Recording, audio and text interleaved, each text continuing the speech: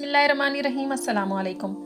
شیخ الحدیث علامہ مولانا حافظ خادم حسین رضوی نے مشکل ترین حالات میں تحریک چلائی، دھرنے بھی دیے۔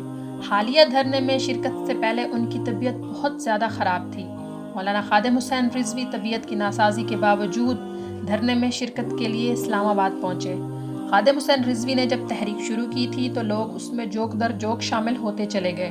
پھر ایک وقت آیا کہ وہ پاکستان کی ایک ایسی مضبوط جماعت بن گئی جس کا مقصد صرف اور صرف آپ صلی اللہ علیہ وسلم کی ناموس کی حفاظت کرنا تھا۔ لوگ خود چل کر ان کے پاس آنے لگے، اپنے پلے سے پیسہ خرچ کرتے تھے، لوگ کھانے اور دیگر انتظامات خود ہی کیا کرتے تھے۔ آخری وقت میں جب انہوں نے یہ کمپین شروع کی تو کراچی سے واپسی، پھر پشاور، پھر لاہور جب گئے تو ان کی طبیعت بہت زیادہ خراب تھی، لیکن انہوں نے اپنی طبیعت کا بالکل بھی خیال نہیں کیا۔ وہ اپنے مقصد کو پورا کرنے کے لیے صبح سے شام تک لوگوں سے ملتے رہتے تھے، مختلف جگہوں پر جاتے تھے اور معاملات کو خود دیکھتے تھے۔ اس دوران کئی دفعہ انہیں صحت کا کہا گیا، لیکن وہ ایک ہی بات کہتے تھے کہ اللہ نے جو مجھے ذمہ داری دی ہے، میری کوشش ہے کہ میں اسے پورا کر سکوں۔ جب وہ آخری دفعہ اسلام آباد دھرنے میں پہنچے تو اس وقت ان کو 103 ٹمپریچر بخار تھا۔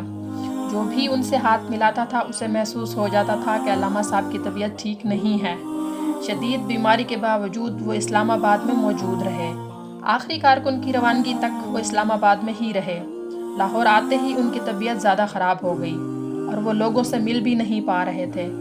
آخری وقت میں بھی ان کی زبان پر درود شریف تھا اور انہوں نے آخری ٹائم ایک ہی نعرہ بلند کیا کہ تاجدار ختم نبوت زندہ باد۔ ہماری دعا ہے کہ اللہ تعالیٰ مولانا صاحب کی قبر پر کروڑوں رحمتیں نازل فرمائے اور ان کے درجات بلند فرمائے۔